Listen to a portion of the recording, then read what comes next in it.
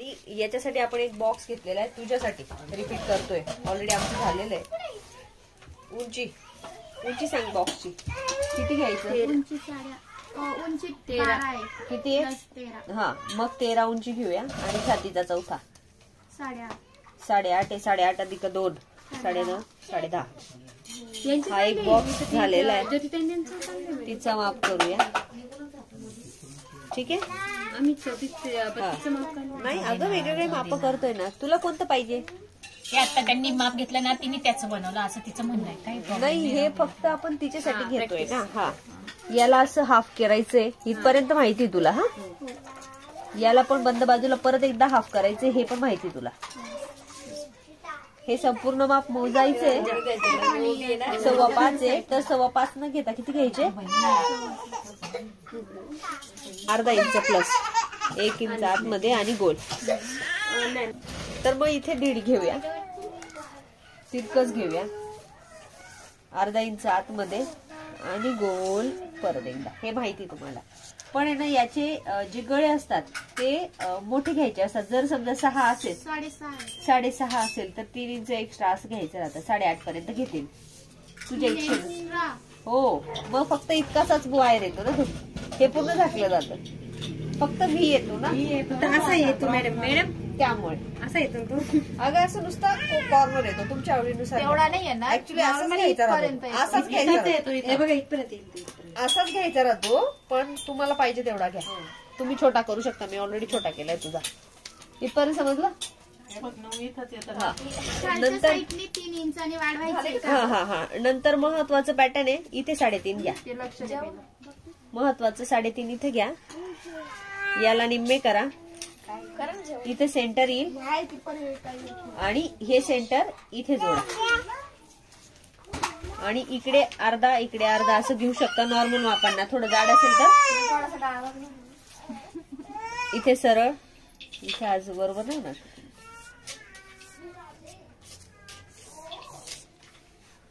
Madam फक्त पाठीमागे जोडा. इथं काय नाही, आपण निम्मा नाही पण केला, पण याच्या सेंटरला घेऊ शकतो आपण. सेंटरला घेऊ शकतो.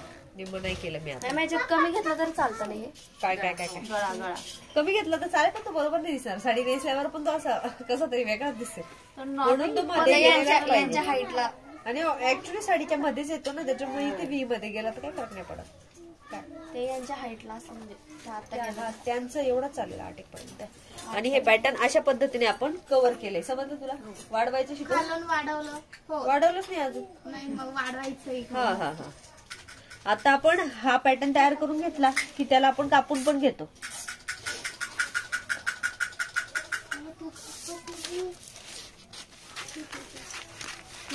वाढवायचं तुम्ही कापडावर पण वाढवू शकता डायरेक्टली, एकदा जमायला लागलं तर. पण मग मी कागदावर तुमची प्रॅक्टिस करून घेत असते.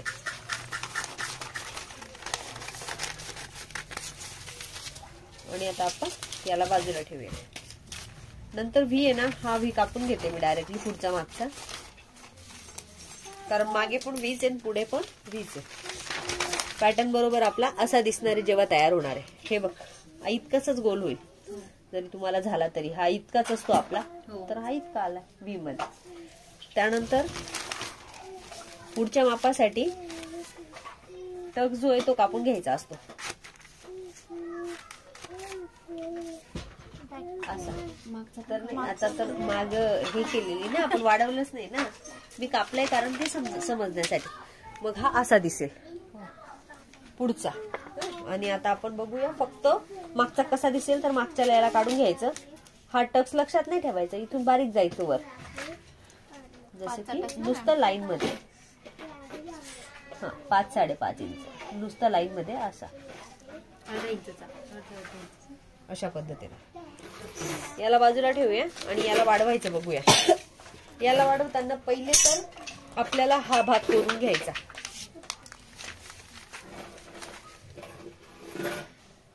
आणि मग हा आपण असा पार्ट घेतला की याला आहे ना, सर्वप्रथम इथे वाढवायचं 1 इंच, इथे पण वाढवायचं 1 इंच आणि असं सरळ वाढवून घ्यायचं आहे. जसं आहे तसा. आणि इकडे सुद्धा 1 इंच वाढवायचं आहे. पण केव्हा वाढवायचं आहे? जेव्हा छातीचं माप 34च्या पुढे असेल तेव्हा, मग 34, मग ऑब्लिक किती पण ब्ला ब्ला ब्ला किती पण 44, 44ला पण मग तोपर्यंत एक 34 44 एकच घ्या. पण 44च्या पुढे गेलं तर मग हे जे माप वाढवलंय ना आपण इकडचा माप वाढवायचा. हा, त्यावेळेस इथं 1.5 घेऊ शकता. बस इतकं डिफरंट करायचं, बाकी नाही. आणि हे पॅटर्न असं झालेलं. नंतर मग याला शिवून घेतलं की असे टक्स मारून द्यायचे. टक्स मारताना असे मारायचे की हे त्याच्यात दिसेल. ते शिवायचं सांगेन मी कसं शिवायचं. आणि पॅटर्न हा असं कम्प्लीट झालंय तुमचं. आणि हे ब्लाउज कटिंग आपली 3 टक्सची अशी झालेली. आणि तुम्हाला इथपर्यंत समजलंय असं आपण समजूया. ज्यांना नाही समजलं त्यांच्यासाठी रिपीट करेल मी. पण हे असं आपण याच्यावर एक खूण बनवून घेतली. या साईडला इथे एक आणि या साईडला इथे एक व्ही. आणि हा कुठला पॅटर्न आहे? हा, पुढचा 3 टक्स पॅटर्न आहे. आणि मग याच्यासाठी ना हे जे एकाचं कापायचं होतं, एकाचं कापायचं नव्हतं. तुम्ही दोघांचं कापलंय, काय हरकत नाही. ठीक आहे, राहू देऊ आपण. आता कोणता चमकणारा भाग आहे तर हाय बहुतेक की हाय हा वाटतंय मागचा वाटतोय. हा, मागचा वाटतंय. मग हा आपण खाली ठेवूया आणि हा वर घेऊया. याच्यावर असा दाखवलेल्या पद्धतीने खाली आधी प्रथम टीप द्या आणि व्ही मध्ये टीप द्या. नंतर आपण पुढचं करूया. असं दोनही पार्टला करायचंय. म्हणजे पुढचा हा एक पार्ट आणि दुसरा मागचा एक पार्ट. आणि याचं व्यवस्थित चेअर घेतली असते ना, व्यवस्थित यायला पाहिजे म्हणून तुम्ही एका पट्टीचा वापर करून ह्या अशा खुणा देऊ शकता की जेणेकरून टीप व्यवस्थित यायला पाहिजे म्हणून. अशी कॉर्नर मध्ये आणि परत इथे रिव्हर्स. अशा पद्धतीने खुणा देऊन घ्यायच्या म्हणजे टीप चांगली येते. आणि इकडे पण खुणा देऊन घ्यायच्या म्हणजे ही सरळ येते. आणि तुम्ही जरी नवीन शिकाऊ असले तरी सुद्धा तुमचं शिकाऊ सारखं जे पॅटर्न आहे ते तयार होत नाही.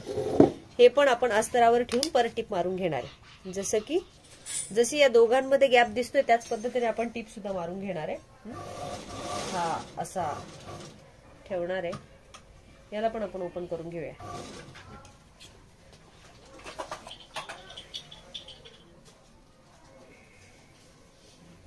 प्रथम टीप मारताना इथून अशी, इथून अशी, इथून अशी. दुसरी टीप इकडून इकडून इकडून. आधी टीप मारून घेऊया. याच मापामध्ये आपण 3 टक्सचं ना पॅटर्न करून घेऊया.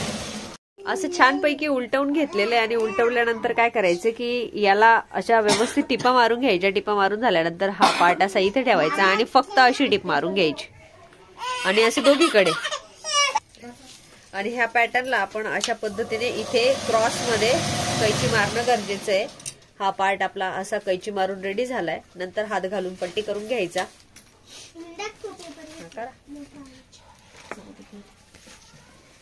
याला पण ठीक आहे. जास्त मारला गेल्यानंतर मग परत एक टीप मारायची किंवा मग लेस लावायची.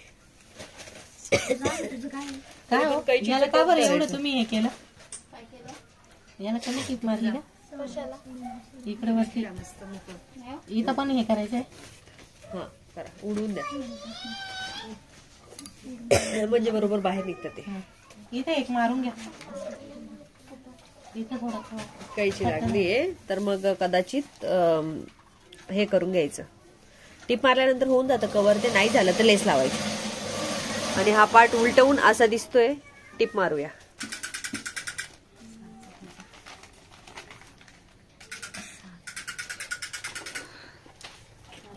उद्या 4 टक्स लिहून घे.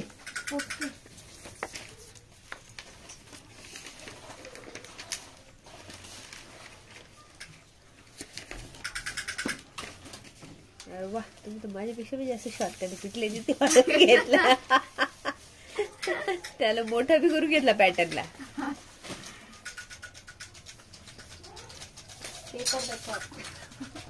त्या एकाच पेपरावर चाललंय सगळं.